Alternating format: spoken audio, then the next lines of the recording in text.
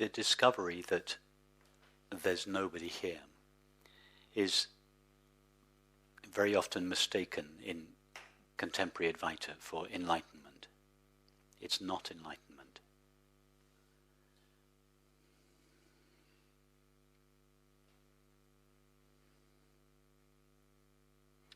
For instance, it would be quite feasible for this world to be, and all the people and objects and animals in it to be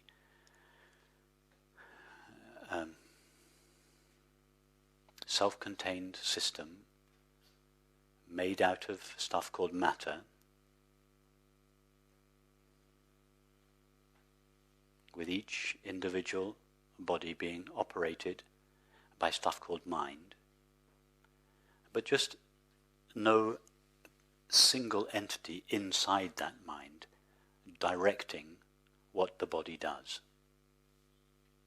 That would be quite feasible to believe that and still have the notion there's nobody here. In other words, the fact that there is nobody here doesn't tell us anything about the nature of experience or the nature of ourselves. The universe could still be made out of matter. It could still be governed by mind.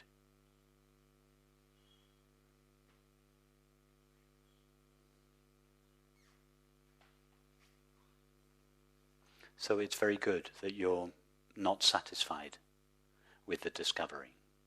It's a genuine discovery, you're right. There's no single entity in charge of the thoughts that appear to you, or that the actions that you take, or the decisions that are made in the form of your thoughts. You're right, there's nobody there in control, but that discovery falls far short of the discovery of what you truly are and what the true nature of experience is.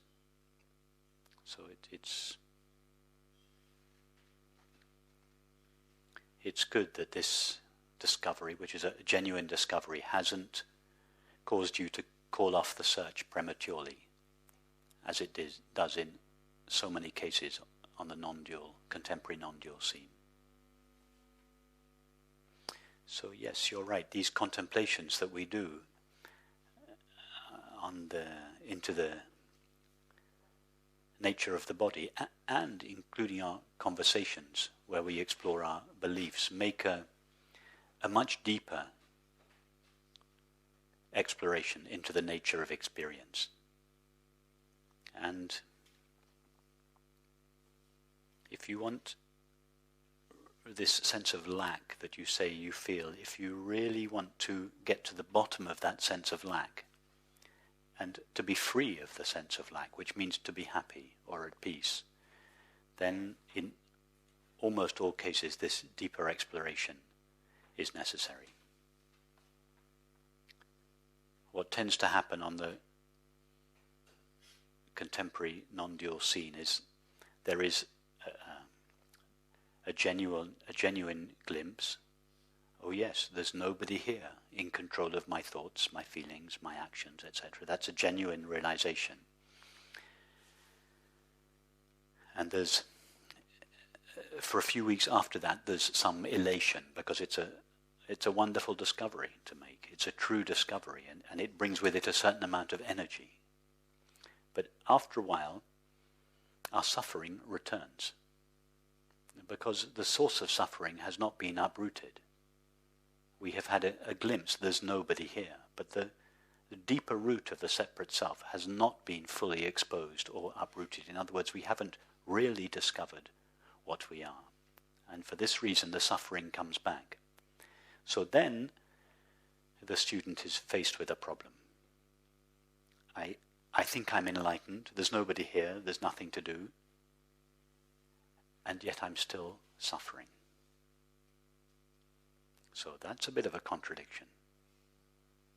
So then, in order to get over that contradiction, the student says, oh yes, my suffering just appears in awareness along with everything else.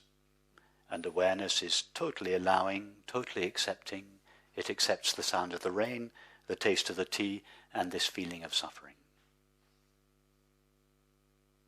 And in this way, the separate self fools itself into believing that it is this open, empty, allowing awareness. Now, this is a very common predicament on the contemporary Advaita scene. So it's very good in your case that this sense of lack that continues prompts you to feel that there is still a deeper investigation. There is still more to discover. So yes, I would encourage you you're on the right track. Keep exploring, and the roots of the sense of lack, as you rightly said, are in the body. The body is where the deeper root of lack and fear resides. So once the beliefs in what we are have been, at least to some degree, cleared up, we then begin this deeper exploration of the feelings in the body. So the answer is yes, you're on the right track. I would encourage you to keep going there. And that will bring you the absence of lack, the absence of the sense of lack, which is called peace or happiness. That is the real test. That is the signature of the understanding we are speaking of. Happiness or peace is the real signature of this understanding. Not the belief, there's nobody here, everything appears in awareness.